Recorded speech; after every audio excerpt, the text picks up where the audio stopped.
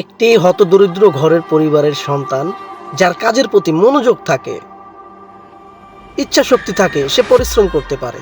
দেখবেন যার কিছু নেই তারাই হচ্ছে গিয়ে সবচেয়ে কিছু করার শক্তি বেশি, তাদেরই কিছু বেশি, তাদের সব থেকে যে জিনিসটা বেশি সেটা হচ্ছে কিছু করার ইচ্ছে বেশি।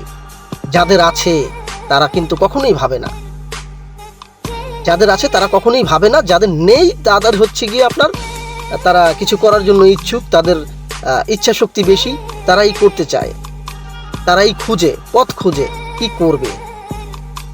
ধনী হতে গেলে কেবল টাকাই দরকার নয়, দরকার হচ্ছে তার চিন্তাধারা, চিন্তা ভাবনা, দরকার হচ্ছে তার পরিশ্রম।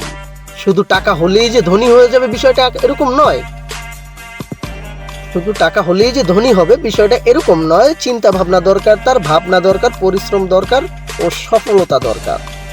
সফল হতে গেলে পরিশ্রম করতে হবে, এটাই দরকার।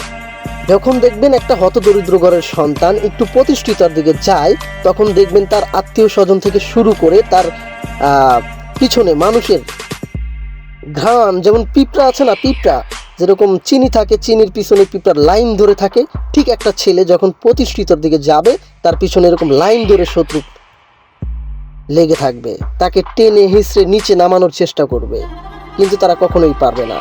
কারণ একটা হতদরিদ্র ঘরের সন্তানের মাথায় যে চিন্তা ভাবনা থাকে, যে পেন থাকে, সেটা হচ্ছে গিয়ে তার কিছু করতে হবে, তার সফল হতে হবে। আপনি দেখবেন যার কাছে টাকা আছে তার কোনো ভাবনা নাই, কারণ তার কাছে টাকা আছে। আর যার কাছে টাকা নাই তার দেখবেন সে সবসময় চিন্তা ভাবনা থাকে যে আমার কাছে কিভাবে টাকা আসবে, আমি কিভাবে পরিশ্রম করব, কিভাবে সফল হব। ধন্যবাদ।